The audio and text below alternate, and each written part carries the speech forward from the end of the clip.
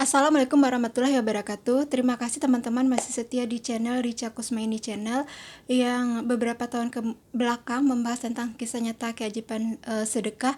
Tapi sejak 2023 ini video saya mungkin awal Mei gini bahas tentang parenting, tentang cara berbicara dengan anak perempuan, anak laki-laki, pokoknya berhubungan dengan parenting. Terus yang bersumber dari ceramahnya Dr. Aisyah Dahlan. Jadi kalau pengen tahu yang berhubungan dengan parenting dengan anak-anak dan orang tua, bisa cus langsung ke channelnya Dr. Aisyah Dahlan. Beberapa waktu terakhir, beberapa bulan terakhir, saya juga mengupgrade ilmu agama saya dengan banyak mendengarkan ceramah-ceramah ulama. Salah satunya adalah ceramah dari Ustazah Halimah Aidrus Sarifah Ubabah. Ustazah Halimah Aidrus, beliau ini sangat lama sekolah di pesantren, terus kemudian mengajar beberapa tahun di Azhara di Tarim, di Tarim, di Hadramaut, di Yaman, dan banyak sekali ilmu agama terutama fikih yang beliau bagikan. Dan saya banyak belajar dengan Ustazah Halimah Aidrus ini. Selain ilmu fikih, juga ilmu tentang wanita, karena sesama wanita ya, bagaimana sih menghadapi takdir, qada dan qadar, bagaimana sih menyikapi keadaan hidup ini tuh. Jadi ada beberapa kesimpulan dari ceramah beliau yang sudah saya catat agar tidak lupa ya, yaitu kenapa harus berdamai dengan takdir.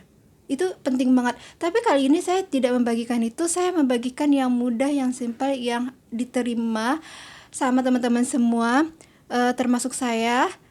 Dan ini banyak kejadian pada kita saat ini. Jadi banyak keluhan, banyak persoalan yang berhubungan dengan sini. Apa sih judulnya? Judulnya adalah cara melancarkan rezeki lahir dan batin. Jadi siapa yang tidak mau rezekinya bertambah, siapa yang tidak mau rezeki baik yang datang kepada dia gitu loh. Jadi dari ceramah Ustazah Alaidrus ini saya mencatat dan beliau menjabarkan beberapa itu cara melancarkan rezeki lahir batin. Ini menurut ceramah beliau. Menurut ustadz lain mungkin ada beberapa hal yang berbeda. Silahkan di cross check sama ustadz lain, silahkan ditonton juga video ustadz lain. Tapi ini ini menurut beliau dan menurut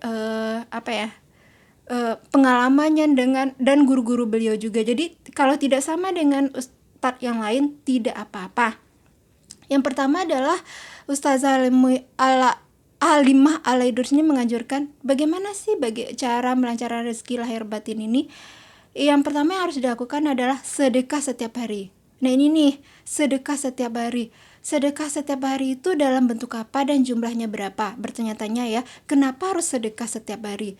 Jadi sebelum dengar ceramah ini, saya juga udah tahu nih kenapa kita harus sedekah setiap hari. Yaitu share dari ceramah Ustadz Syekh Ali Jaber ya. Kenapa harus sedekah setiap hari? Karena pada subuh, setelah salat subuh itu ada dua malaikat yang setiap hari mendoakan. Malaikat yang mendoakan kita untuk mendapatkan selalu rezeki yang baik bagi orang yang bersedekah setiap hari.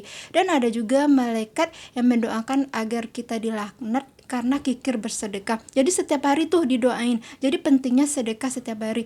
Jumlahnya tergantung kemampuan masing-masing dari kita. Jadi tidak sama dengan masing-masing kita, tergantung kemampuannya. Pokoknya setiap hari usahakan di awal subuh itu ya, di awal pagi itu, misalnya setelah sholat fajar itu, waktunya itu adalah setelah selesai azan subuh.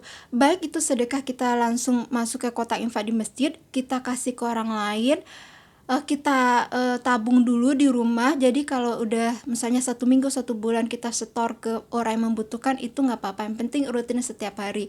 Dan bentuknya apa aja? Bentuknya itu macam-macam. Bisa dalam bentuk uang cash, bisa dalam bentuk makanan, bisa dalam bentuk pakaian atau sandang atau apalah. Yang penting itu dalam bentuk sedekah gitu loh. Terus kalau bentuk makanan bisa langsung dikasihkan. Jadi misalnya gini, nggak usah ribet-ribet. Mungkin yang terbatas ya 2.000 setiap hari, 5.000 setiap hari gitu loh. Atau bisa juga ngasih makan tetangganya yang ada fakir miskin, yang kakek-kakek, nenek-nenek yang tua, bisa dikasih makan setiap hari. Atau bisa juga bersedekah makanan, misalnya ngasih setiap hari, atau ada tetangganya yatim piatu ngasih uang jajan setiap hari juga nggak masalah, yang penting setiap hari. Jumlahnya terserah sesuai dengan kemampuan. Jadi itu yang pertama adalah sedekah setiap hari. Yang kedua adalah sholat duha. Sholat duha, aku juga udah mendengar dari Ustadz Hadi Hidayat, dari Ustadz Abdul Somad, dari termasuk dengan ustadz-ustadz yang lain, dan Ustazah Halimah Idrus ini, yaitu pentingnya salat dua. Jadi salat dua itu menurut sebagian orang itu berhubungan dengan rezeki. Tidak, kalau menurut saya sendiri tidak hanya berhubungan dengan rezeki, tapi berhubungan dengan konsistensi, berhubungan dengan kesabaran, melatih konsisten gimana kita harus melaksanakan sholat yang rutin, sholat sunat, bukan sholat wajib ya. Kalau wajib jangan ditanya lagi, emang udah harus.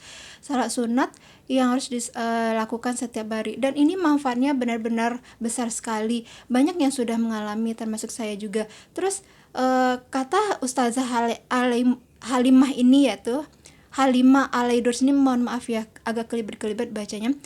Barang siapa yang konsisten, yang rutin setiap hari melaksanakan salat duha, siapa saja, itu menurut beliau dan menurut ilmu yang beliau dapat itu, mereka ini tidak akan pernah kekurangan makanan di rumahnya. Siapa saja yang konsisten terus menerus setiap hari, setiap minggu, setiap bulan, setiap tahun, konsisten lah dia melaksanakan salat duha berapapun jumlahnya, minimal mereka ini tidak pernah kekurangan makanan di rumahnya. Bagaimana? Yang ketiga adalah membaca surat Al-Waqiah setiap asar, setelah asar. Al-Waqiah ini ada juga dapat informasi saya dari Ustadz Yusuf Mansur, mungkin habis sholat subuh. Kalau menurut Ustazah Halimah ini setelah asar, ya nggak apa-apa, pokoknya rutin aja membaca surat Al-Waqiah setiap asar. Kalau saya pribadi sharing ya, jadi pada saat kita membaca surat Al-Waqiah ini, jangan difokuskan, ini saya baca surat Al-Waqiah ini, ya Allah jaminkanlah rezeki saya terus, jaminkanlah rezeki saya terus. Allah itu telah menjamin rezekinya, tapi sebagian orang berpikir rezeki itu adalah dalam bentuk uang. Jadi pada saat dia tidak mendapatkan uang, tapi dia mendapatkan kelimpahan rezeki di bidang lain, misalnya dia mempunyai anak-anak yang soleh, dia keluarganya tentram aja, terus dia tidak ada masalah, tidak ada utang, makanannya cukup walaupun pas tapi cukup ada gitu, mereka menyangka itu bukan rezeki. Jadi berpikiran kalau rezeki itu hanya uang, itu adalah salah. Nikmat kesehatan juga lah rezeki yang tidak tertara. Banyak loh orang di rumah sakit, di ICU itu mengeluarkan uang puluhan juta, ratusan juta, belasan juta, itu tidak terhitung walaupun mereka punya uang.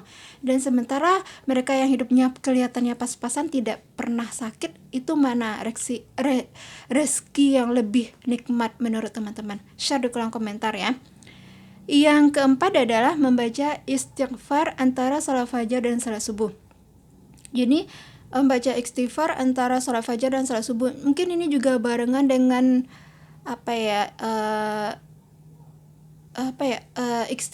doanya Nabi malaikat juga ya, yang baca ini gini, subhanallah wa bihamdi subhanallah al-azim astagfirullah. Jadi itu baca setelah salat fajar, dan antara salat fajar dan salat subuh, antara azan subuh dan salat subuh itu baca 100 kali, dan itu salah satu cara untuk melancarkan rezeki menurut Ustazah Halimah ini ya, Alaidurs.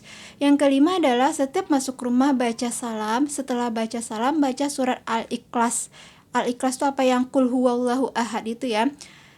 Itu dirutinkan bacanya konsisten. Menurut Ustazah Halimah Idrus, itu rezeki kita akan lancar lahir dan batin. Sekali lagi ya teman-teman, ini rezekinya tidak hanya dalam bentuk uang, tapi rezekinya adalah lahir dan batin. Batin itu ketenangan jiwa, kedamaian, ketentraman, keluarga yang harmonis, anak yang soleh, soleha, dan suami istri yang baik, itu mertua yang baik gitu, dan rezekinya mengalir terus. Jadi itu adalah beberapa cara yang bisa dilakukan untuk melancarkan rezeki. Saya ulang lagi, saya simpulkan lagi. Yang pertama adalah sedekah setiap hari, yang kedua adalah sholat duha, yang ketiga baca Al-Waqiah setelah asar, yang keempat adalah baca istighfar antara salat fajar dan salat subuh, yaitu antara azan subuh dan salat subuh, yang kelima adalah setiap masuk rumah setelah baca salam baca surat Al-Ikhlas.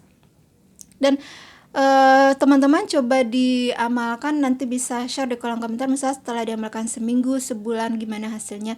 Ya, boleh sharing di kolom komentar. Itu yang saya bagikan, ketemu dengan video saya berikutnya. Assalamualaikum warahmatullahi wabarakatuh.